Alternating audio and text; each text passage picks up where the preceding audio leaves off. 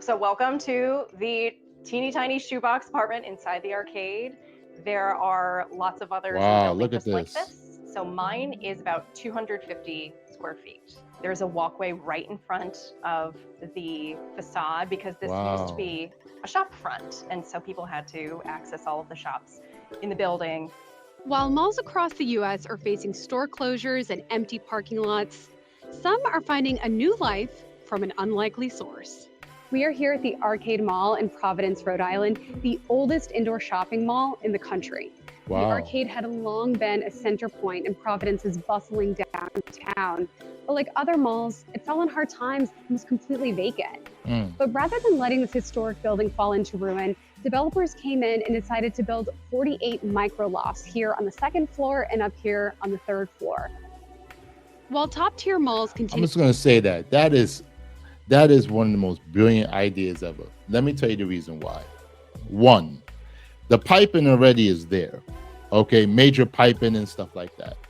All you have to do is just do some more repairs, and you have these micro apartments for single people. Now, I just hope that they don't, grape you for rent. Create these micro apartments so people could be able to move out on their own and experience life. That is awesome. They should do that. Shoot, there's malls all over this country that are vacant. Right now in Brooklyn, when the old Sears, well, it's not a mall, but the old Sears building, okay, off of Bedford and Beverly Road, that could be turned into micro apartments. That would help so many people, especially people who say, damn, you know what, I want to move out, but I can't afford this exorbitant amount of rent. But a micro apartment, 200 to 300 square feet, that's all a person really need. You don't really need a lot of things. You don't really need a lot of things. That's the lie that the American corporations want to sell you, that you need a whole heap of crap. You don't need a lot of things, guys. I'm telling you, all you need is a bed, TV, little couch, probably an area if you want to do your YouTube like I'm doing. And shout out to everybody who support me. I really appreciate that. And that's all you really need, guys. And have your own thing, have your own little space. Have your own little space. continue to be in high demand. Nearly 34 million square feet of US mall space is vacant and off the market. That's crazy. Almost 70% of Americans live within an hour of a mall that has a high vacancy rate, low consumer traffic, or is abandoned altogether. Look at this. At the same That's time, perfect. the country is facing a massive housing deficit of 4.5 million homes. There's a housing problem in a lot of markets across the US, right? This is an opportunity to find land and have a built-in customer base to get people into the mall. Monday True. through Friday, this is really busy down here. True. If you think about that, and I'm glad that he said that. If you living in the mall, right, or living on the second floor or third floor, let's say that mall has an anchor store, like maybe a supermarket or something. Guess what happens? Those people who live there don't have to go out of the mall to get their things. So now the businesses make money. Let's say you got little shops and stuff like that, little coffee shops or little bagels or little food shops like Panera Bread or flipping Chipotle or Smash Brother or Wendy's or whatever, McDonald's, whatever. Guess what will happen?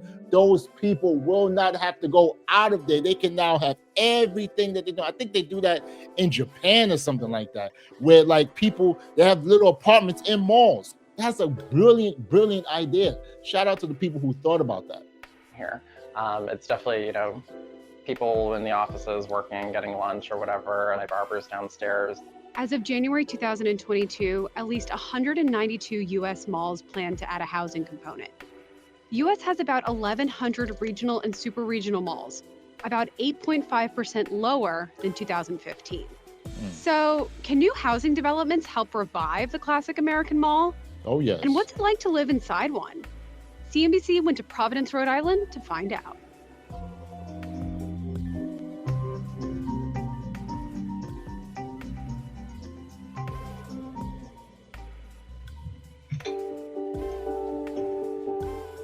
Amy Hinion has been living on the top floor of a 3-story mall in Providence, Rhode Island for the past 2.5 years. Nice. What's it like to live at the mall? It's really great. It's cool to be part of such a historic building and knowing that every single one of these units used to be a shop of some kind. But living in a converted store does present some challenges. here is my very tiny kitchen. It is very small, but it is workable. And one of the interesting things about the units in the building is that because of codes, you can't have any cooking devices with an open flame. So none of the units have stoves or ranges. But hey guys, okay. Let's just a short break to thank you for watching this video, to ask you to like, make some comments, and subscribe to my channel. That would greatly help me out. I'm a new YouTuber and I'm trying to grow. And I'm trying to reach over 1,000 subscribers and 4,000 watch hours so I can get monetized. Thank you so much for watching. Back to the video. But that's okay. Let's be honest. A lot of young people really don't be cooking like that. So when you really think about it, like if you got like one of them electric warmers or something like that, that like automatic shut off and stuff, you can just do what you gotta do. Warm up things, maybe even a microwave or something like that. A lot of people, come on. Especially if you live in a mall where you have a whole heap of stores around you, as long as these stores keep their prices at a decent level, a lot of people may not even cook. Do you ever have any concerns about privacy? Not really. It's something you get used to living in the building, having people coming and going. Everybody has blinds in their apartment that they can raise or lower as they like. Despite those challenges, residents say having access to shops and restaurants makes living at the arcade a unique experience. I get my hair cut in the salon downstairs, and there's little lunch spots, so you don't even have to leave the building. There's a bookstore downstairs, and they'll do author talks in the private lounge area. Wow, avoiding New England's sometimes stormy weather is, of course, another perk.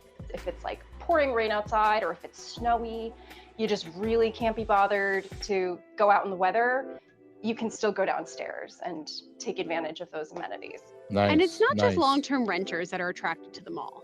Scott Sheehan is a real estate investor and rents out his apartment on Airbnb. Some of these business owners... See, how did I figure that was going to happen? This trend or this craze of doing that, people got to stop. You get an apartment, and then you rent an apartment out on Airbnb. No, that apartment could go to somebody, because now the apartment, let's say if it costs $500 a month to live there, and you renting it out and you making $1,000 a month. Nah, man, that needs to stop. It really, really needs to stop. It's getting out of control. But hey, who am I to say? People want to try to make some money. Owners that are down on the first floor, how important is it to them to kind of have a built-in customer base with these residents on the second and third floor? I know a lot of folks are very loyal to, many of the bars, restaurants, clothing stores downstairs. So, the business folks downstairs definitely are interested in maintaining that relationship with the residents. You definitely feel like you're part of the community more so than if you were just in a standard apartment building. It has been interesting with people trying to unlock my door, thinking that this is an Airbnb apartment. So sometimes you have to deal with the public more than you would in a regular home. But for me, that's a small compromise.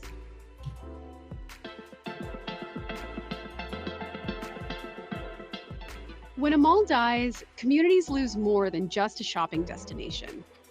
Malls often serve as economic hubs, generating billions in tax revenue and creating thousands of jobs. In 2020, U.S. malls and shopping centers contributed $400 billion in tax revenue. Wow. When malls close, it triggers an economic domino effect. Local businesses suffer, jobs are lost, and vacant spaces become eyesores. To combat this, developers are transforming dead malls into mixed-use spaces, offices, medical facilities, and housing. Of these conversions, nearly 54% are being used for residences and office space. Once upon a time, retailers like Macy's and JCPenney were the anchors of America's malls, but department stores are shrinking. Macy's plans to close 150 of its namesake stores by 2027. JCPenney, which has already closed hundreds of stores since declaring bankruptcy, is closing 4 more between this year and next, despite a $1 billion turnaround investment plan. When you have dead retail space, it can be easier to clear that. Most of what a retail site is parking lot. So you don't have to demo much to demo a parking lot, and the buildings themselves are generally easier to demo and then adapt into a retail space. Yes, and that's so true. Like, when I was younger, my mother used to take us downtown Brooklyn, and my grandmother, they would be walking around window shopping, getting little stuff. And I used to just want to go because I wanted to go to White Castle or Wendy's or McDonald's and things like that. But when you see these anchor stores and you see that a lot of them are going, like even in downtown Brooklyn, there's so much residential buildings going up. Even in Macy's, what they did was like they cut off like half of the building and they have apartments on that other half. So it's like you got the anchor store of Macy's down there, and you got little other shops like Chipotle, you have Starbucks, you have McDonald's, Burger King, all in walking distance. And on top of Macy's, you got apartments, because they increase the ability to build up. Like they making the large skyscrapers in Brooklyn, where and many areas of New York City where we never had that before, which in my opinion is a good thing. The only problem is the rent situation. They're costing these people thousands upon thousands of dollars per month to rent, which is outrageous, but that's the way that they have it. So continue. The Arcade is a little bit different than some of the other mall-based residential projects out there. Most of them, like the one at Flatiron Crossing in Broomfield, Colorado, are adjacent to the mall and connected by green spaces or walkways. This was a vacant parking lot, underutilized parking here at the mall, and we decided to go to a mixed-use project here. All of the benefits that the shopping center itself bring to the equation. You have a highly amenitized residential project that's much more desirable than something that might just be, in an isolated location. Not only does it meet housing needs, but it also revitalizes the property by bringing in a new customer base that can boost on-site restaurants, gyms, and entertainment venues. Oh, yes. That's true. While housing in malls sounds promising, it's not without its challenges. Zoning laws can be a major hurdle. Facts. Malls are typically zoned for commercial or mixed use, not multifamily residential. Developers often need approval from local jurisdictions to move forward. Like any other developer, are having to navigate things like interest rates, construction costs, the capital markets, and so on. Another obstacle is design.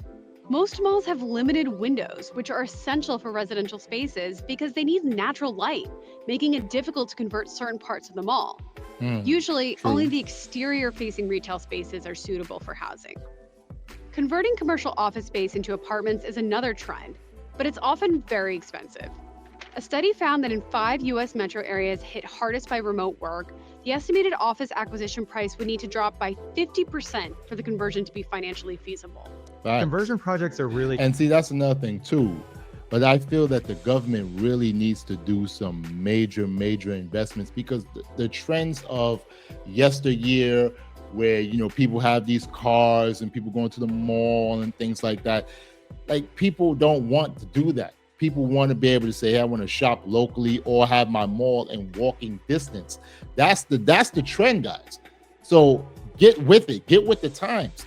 A lot of these eyesore former malls, like when I go and visit my daughter in Chicago or in the south suburbs of Chicago, there's malls in, I believe it's Calumet City, if I'm not mistaken, but there are malls that like almost like pretty much gone. I believe it's called the Riverview or River Mall or something like that, if I'm not mistaken. Don't quote me on it, because like I said, I'm not from Illinois, but there's a mall there right off of 94, off of 159th or 162nd or something like that. And that mall is a lot of the stores that are gone. I saw one time I saw an old Circuit City sign. I'm like, Circuit City's been gone for a long time. But hopefully they can do something with those malls to be able to create something where multi-use, especially residential use, because a lot of people would be able to shop at those malls and the businesses will be able to have more revenue, which in turn will be able to pay more taxes, which in turn will be able to help the local schools and all the things, the police, the firefighters, the paramedics and all those stuff, the hospitals, and be able to have a good situation there.